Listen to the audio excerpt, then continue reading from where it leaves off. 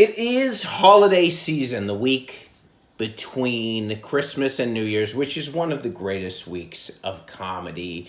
Uh, as nobody is working, everyone says, "Well, I can't work for this week," so they're on vacations. Everyone has worked their whole year for this week for gifts and to go to Mexico and have some slave labor. We're going to be talking about slave labor later.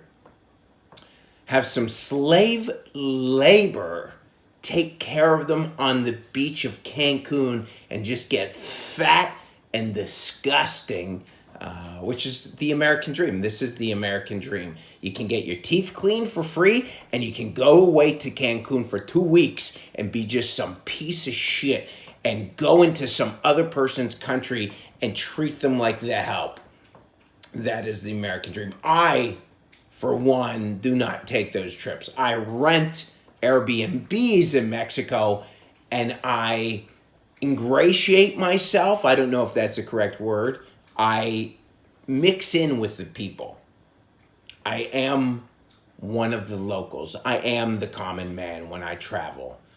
But I do not like to be served pina coladas. I do like them, but I do not want to go sit at the pool, have to get there early to get the chair. I'd rather just be in an Airbnb. It's warm.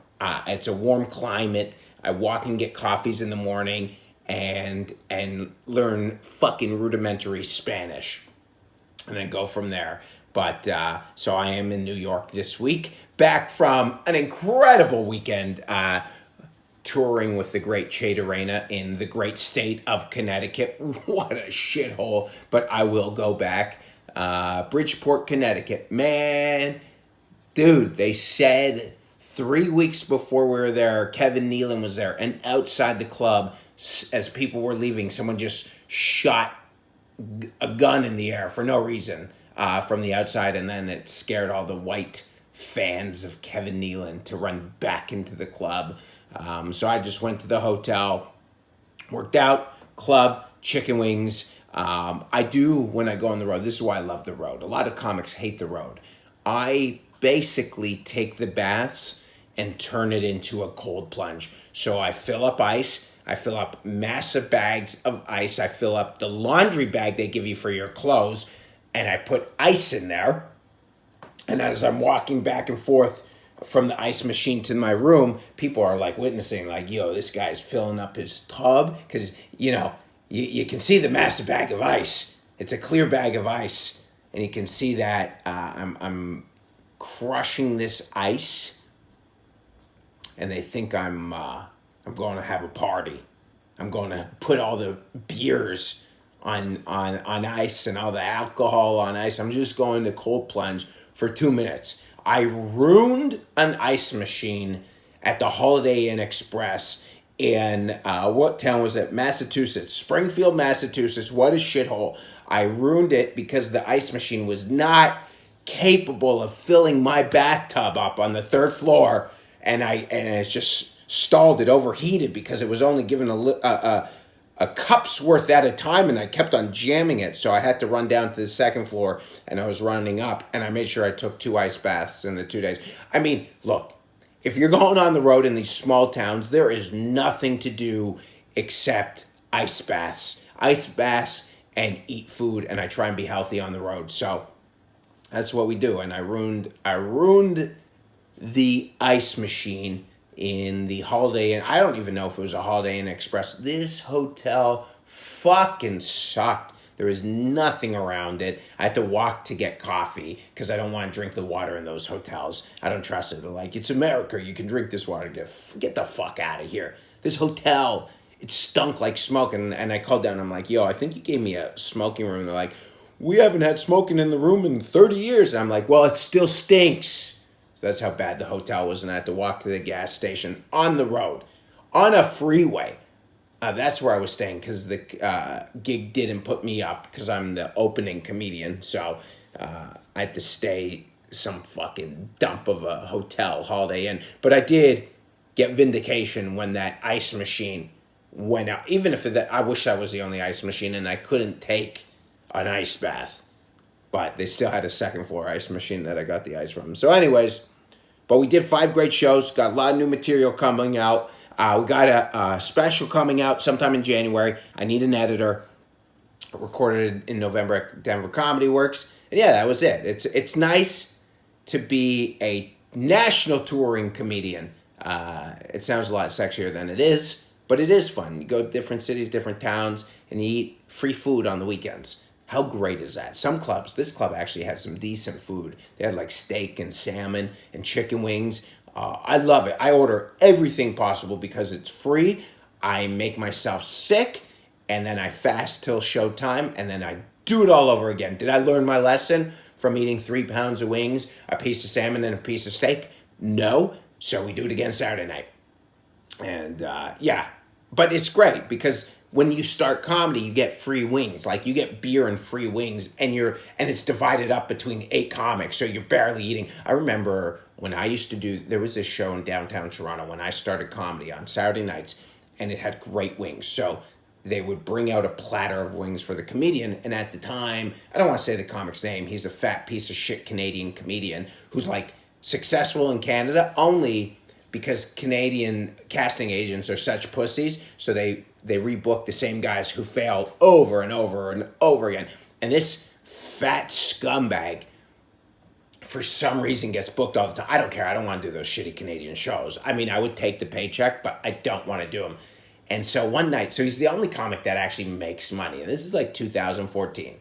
And they bring out the platter of the wings. And this guy, he's like American fat. He's not Canadian fat. He's American fat, where it just breathing makes him go out of breath, right? You know what I'm saying? Like the act of just sitting there exhausts him. That's how fat he was.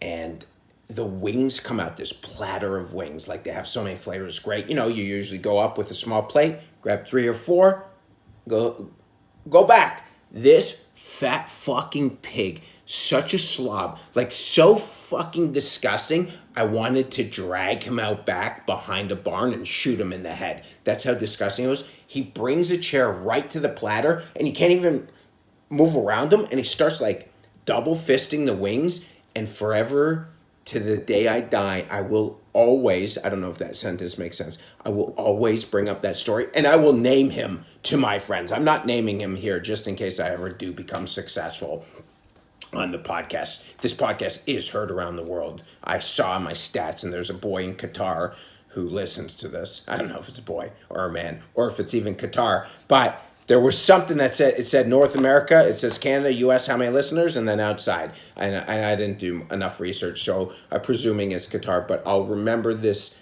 fat piece of shit who ate all the wings that night. Like, I'm sure I got a couple. I just looked at, I don't even know if I wanted the wing. I just wanted to look at him in disgust. And I was like a year into comedy, and I'm like, I will never be that. Although on Saturday night I ate all the wings, but there was all the wings for everybody, and anyone could have ordered as many wings as possible. But I ate so many wings, so many fucking pieces of salmon, and so much steak. It was awesome. Awesome gig. Awesome new bits coming out. And yeah, and that was like basically it. And then also, this is the other thing. It was a Marriott Bonvoy, and good hotel. Like Marriott Bonvoy. I'm a Bonvoy guy. They have a pool, and I go I didn't want to go to the pool the first day. On the Thursday, I just went to cardio, and I will go do cardio, and they have like a pool boy who is also an American fat, obese old man. So they're American fat, obese man, the pool boy. I go in there. He's like a little slow, so I didn't want to engage with him. He's wearing glasses, thick glasses, and a little slow. I don't know what kind of slow, but around autism. That kind of slow. It's like, hey, how's it going? And I was like, hey, last thing I want to do is get in a conversation with fucking pool boy that's 50 years old. He goes, you're from around here, or what city you're from? I said, Toronto. He's like, oh, I've never been to, and he just keeps on going. And I was just, yeah, I had to put in my earbuds and walk away. And that's not fun to do to someone who's mentally ill. But I also think that Marriott Bonvoy has enough fucking money to not hire these people. Don't hire the mentally ill. At least tell them, like, fucking put a muzzle on them so they don't talk. I'm paying big money here. to stay at this hotel. So he sees me the first day. Then the second day, I go to the hot tub, and I'm trying to create. I'm using Marriott Bonvoy. I use their tub for cold plunge, and then I use their hot tub to get my heat shock proteins because there's no sauna. And I tell pool boy, 50-year-old pool boy, I'm like, yo, can you turn up? It's not cold. He says, it's 103 and it's not healthy to go higher. This guy's gut was protruding over his belt. I'm like, yo, I didn't say it, but in my mind, because you can't say nothing to people like this. You know what I'm saying? I'm not gonna be a piece of shit. I don't want that reputation. I want that reputation from what I say on here, not from how I treat people. I want to say he's telling me he's like, it's unhealthy. I'm like, what the fuck does your fat ass know about health? And that, my friends, is what we're here today for. To talk about how fucking fat America is now dictating health. Get the fuck out of here. I've had enough. Sometimes you have to keep your mouth shut, but I've had enough when someone who's telling me, and it all happened around 2020 during some certain lockdowns when people were telling you what's healthy and what's not, and it was all the fats, the selfish fats. So wait, this is how it goes. You get to eat whatever you want, and then you get protected for it? I'm like, fuck you. Fuck your fat fucking diet. I want to eat like that every day, and I don't. And I suffer 6 days a week. That's going to kill me. Fat's going to kill you, and what's going to kill me is the fact that I want to eat snacks every day, and I don't, and I'm stressed out of it. And so we're both going to get killed by something, and it annoys me that you tell me that I need to do this for my health. What do you know? You don't know shit about health. Fucking guy, tell me that. But I just sat in the hot tub at 98 degrees. He said it was 103. There was no chance. You should put your foot in a hot tub and get and I was coming from the cold too. I should put it in and have pins and needles, and I walked in no problem. Hot knife through butter.